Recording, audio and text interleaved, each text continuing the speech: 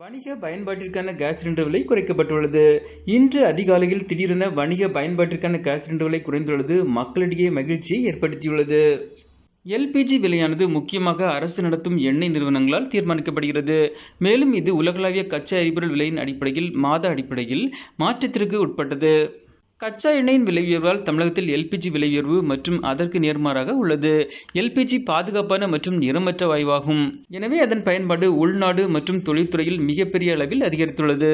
சமூகத்தின் குறைந்த வருமானம் பெறும் பிரிவினருக்கு மானிய விலையில் இந்திய அரசாங்கம் தற்போது வீட்டு எல்பிஜி எரிவாயு சிலிண்டரை வழங்குகிறது. இதனால் மானியத் தொகை நேரடியாக வாடிக்கையாளர்களின் வங்கிக் கணக்கிற்கு மாற்றப்படும். தற்போது இந்தியாவில் சமையல் எரிவாயுவானது பெரும்பாலான மக்கள் எளிதில் அணுகக்கூடியதாக உள்ளது. இந்நிலையில் சென்னையில் வணிக பயன்பாட்டுக்கான சிலிண்டர் விலையானது கடந்த 4 மாதங்களுக்கு முன்பு 23.50 உயர்ந்து 1960க்கு விற்பனை செய்யப்பட்டது. ஒரு சிலிண்டர் விலை 1937 இலிருந்து 1960 உயர்ந்தது.